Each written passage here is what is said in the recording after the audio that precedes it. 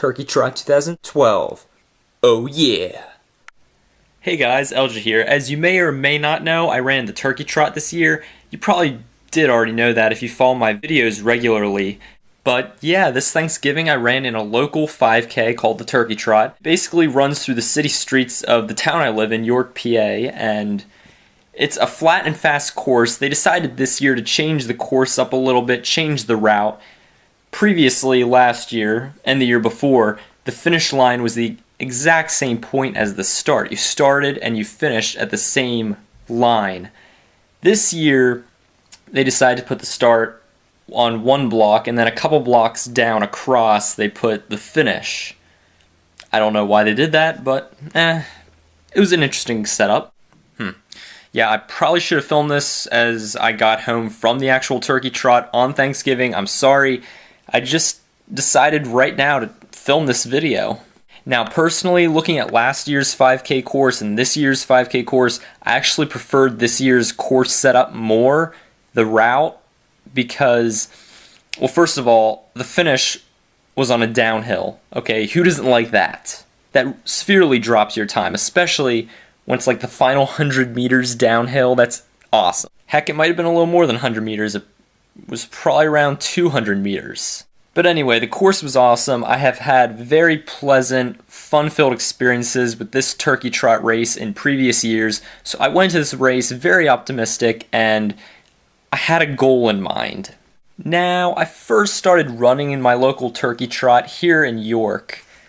It was probably back in 8th grade. I forget how I got into it. I'm pretty sure a friend may have recommended it here or there, but the main point is I ran in the Turkey Trot in 8th grade. Now, just letting you know, my results back in 8th grade were not impressive by any means. Okay, we got these like little timing chips that you tie on your shoelaces, on your running shoes.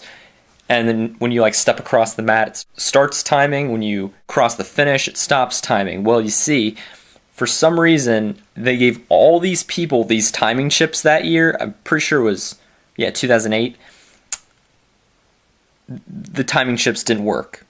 So basically, if you were like me and you started in the middle of everybody and you would just stand there, literally just stand there as everyone was like filing out and starting to run, then you finally crossed the mat and you started the actual race, it was all for nothing.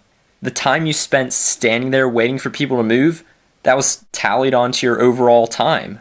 So I did not have a good time. It was something like 24 minutes.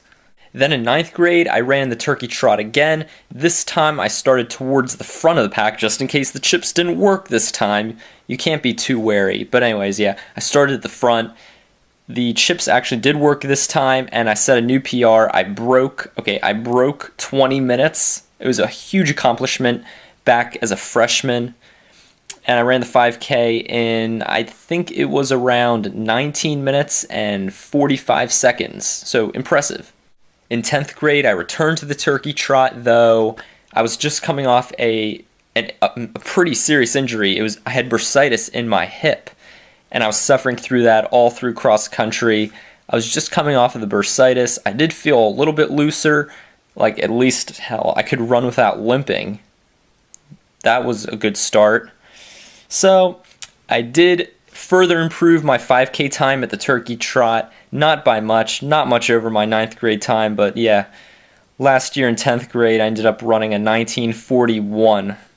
And now, here we are, 11th grade, junior year. This is the moment where I really want to make an impact. Okay, I had a very successful cross-country season so far this year. I ended up having a PR in the 5K. Okay, in the 5K, this past cross-country season, I had a PR of 18:26. So I really did drop my times. So as you can imagine, I was coming into this year's Turkey Trot feeling pretty good, feeling well-trained. Tell you the truth, the week leading up to this year's Turkey Trot, I really didn't train that hard at all. I did little to no speed work, did a good deal of some tempo runs, but mostly just sort of easy pace, little mileage. I mean, on average, I maybe ran maybe like 4.5 miles a day at 8-minute mile pace. So yeah, very easy. And when I decided to go tempo pace, maybe it was like 7:15 mile pace. So I was taking it easy, and I was really confident, yet at the same time I was unsure about how I would do. Because honestly, after finishing up the cross-country season and then just training on my own for a couple months, I was entering this Turkey Trot feeling as if, you know, I haven't done enough competitive racing. I was afraid I lost my racing edge. I was afraid I'd get into this competitive racing situation. I'd just like wimp out. I wouldn't know how to handle the situation. Boy, was I wrong. I got to the Turkey Trot bright and early. I got there at 7:45. The start time of the race was actually 9 o'clock, so I got a good amount of time to stretch, warm up, get in the groove, you know, intimidate folks. I'm just kidding about that, but you get the idea. I saw a lot of familiar faces there, you know, some people who ran in past Turkey Trots, some of my actual classmates from school. Some of them decided to run in it, so I was very excited. I would have to say that is the number one reason why I've been deciding to come back to the Turkey Trot, to return all these years, why I decide to race in this racing event year after year. It's because the environment is just so friendly and optimistic, and it really does like raise your spirits before you race, and you get to see all your friends, people you know. Like literally, when I finished the Turkey Trot race, I was just walking back to my car, literally like every minute someone would yell, "Hey LJ," and I turn around and it'd be someone from school or something asking me like, "Hey, how'd you do?" "I did well," you know, that sort of thing. I love the environment of these local races. So I started the Turkey Trot in the very front, almost the very center actually, and I do realize I didn't really have to start in the very front. A lot of people even said, a lot of the workers at the race even said, "Hey man, you don't need to start in the front, you have chips." And this year we actually did have these chips. Okay, as you saw, here's my racing card on the back. This is the actual chip right here, this plastic thing. It says do not remove, do not fold. Yep, we do not have the black chips that go on the shoes anymore. We have this, which I actually prefer this a lot more. Now, if only they could incorporate that in our cross-country races, that would be ideal in my opinion. During the cross-country season, they hand out those black chips that you put on your shoe. I would just prefer this. This is a lot more simple. I mean, heck, you hear about on the rare occasion, you hear of someone losing their shoe in a muddy cross-country course. They lose their shoe, they lose their chip.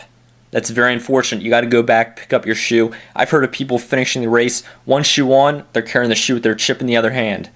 I have honestly never heard of anybody losing their number card pinned to their chest. I think that'd be a better place for a chip. But sorry, I'm rambling on. Yes, please comment below and maybe tell me of a personal cherished running moment that you've had. Or maybe just a time when you broke a much sought after barrier. Let me know down below. I'm very interested to hear what you have to say. And above all, run happy.